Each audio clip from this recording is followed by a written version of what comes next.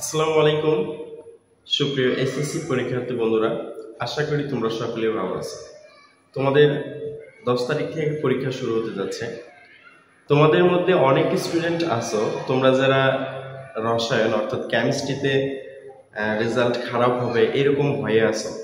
তো সেই ক্ষেত্রে অল্প কয়েকদিনের ভিতরে 2-3 দিনের ভিতরে তোমার রসায়নের প্রস্তুতিটা খুব সহজভাবে নিয়ে কিভাবে প্লাস পাওয়া যায় সেই লক্ষ্যে তোমাদের জন্য স্পেশাল কেমিস্ট্রি সাজেশন তৈরি করা হয়েছে। তো তোমাদের এই সাজেশন থেকে তোমরা যদি পড়তে পারো, এখানে সাজেশনের বৈশিষ্ট্যটা আমি তোমাকে বলে দিই।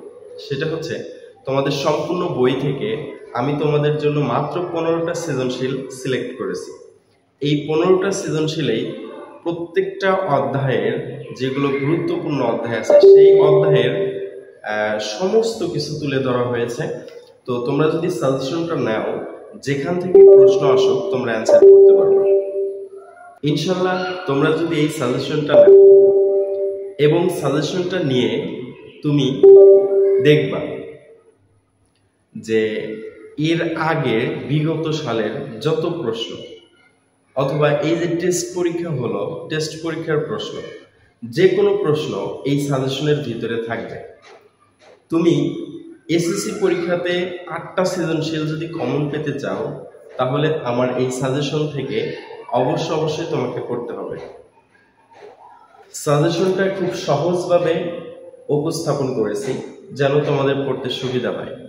মাত্র 15টা সৃজনশীল একদম ভালোভাবে আয়ত্ত করে তুমি রসায়নে A+ তুলে নিতে পারো। হ্যাঁ, তোমরা বলতে পারো স্যার কমন যে পাবো এর নিশ্চয়তা কি?